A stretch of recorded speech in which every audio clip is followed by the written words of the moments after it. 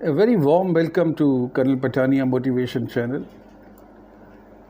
दुनिया इस समय एक बड़ी ही क्राइसिस के दौर से गुजर रही है। एक तरफ रशिया और यूक्रेन का वार चल रहा है और बीते कल सवेरे हमास जो कि एक टेररिस्ट या मिलिटेंट ऑर्गेनाइजेशन है, उन्होंने इज़राइल के ऊपर अटैक किया।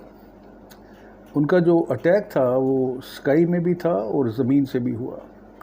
उन्होंने तकरीबन 5000 रॉकेट जो हैं इज़राइल की टेरिटरी में दागे और उसके अलावा उनके मे बी अराउंड 1000 मिलिटेंट उन्होंने ग्राउंड से इन्फिल्ट्रेट किया और उसके लिए उन्होंने ग्लाइडर का यूज़ किया, जेसीबी से जो फेंसिंग थी उसको तोड़ा और टनल जो उन्होंने बनाई हुई हैं उसका भी यूज़ किया होगा। As a result of this devastating attack Israel के 300 से ज़्यादा लोग जो हैं वो मारे गए और तकरीबन 1000 घायल हो गए। अभी ये जानना थोड़ा ज़रूरी है कि ये जो हिस्ट्री है इनकी एनिमिटी की, लड़ाई की, वो क्या है।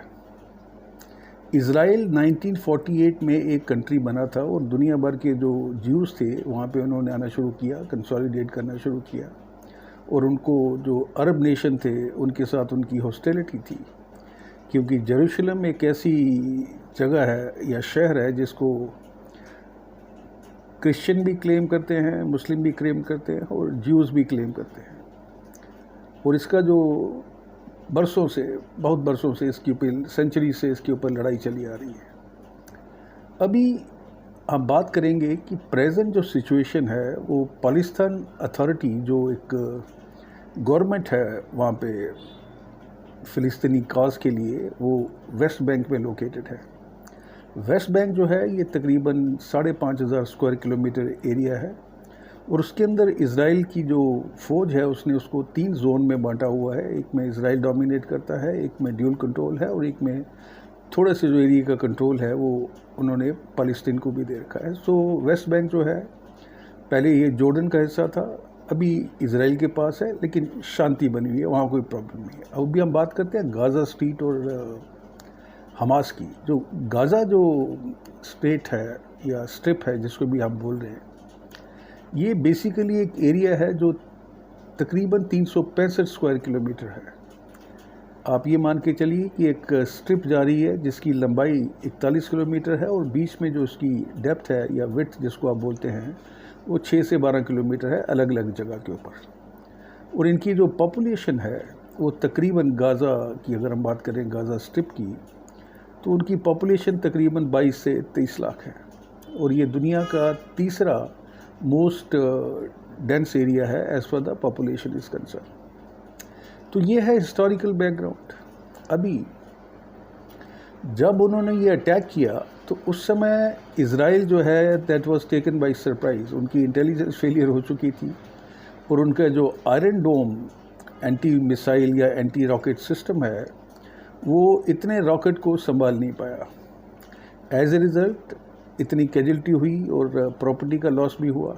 इसके साथ ही ग्राउंड इन्फिल्ट्रेशन से इन्होंने 1000 के करीब या उससे थोड़ा कम ज़्यादा हो सकता है, इनके जो मिलिटेंट थे वो अंदर घुस गए और उन्होंने लोगों को स्लॉटर करना शुरू कर दिया और कुछ लोगों को, जिसमें आर्मी के सोल्जर्स भी हैं और कुछ ब्रिटिश नागरिक भी हैं, उनको बंधक बना लिया। अभी ये जो बंधक बनाए हैं इन्होंने, ये यूज़ करेंगे अपने प्रिजनर को छुड़ाने के लिए। जहाँ तक इज़राइल के रिटेलिएशन या आंसर का सवाल है, इज़राइल ने इसको बहुत सीरियसली लिया है। उन्होंने अपने देश में इमरजेंसी घोषित कर दी है and they have declared a war on Hamas.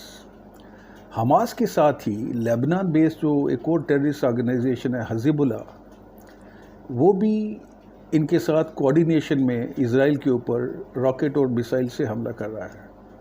तो इज़राइल के सामने भी दोनों फ्रंट खुली हुई हैं और उन दोनों फ्रंट को वो टैकल करेगा।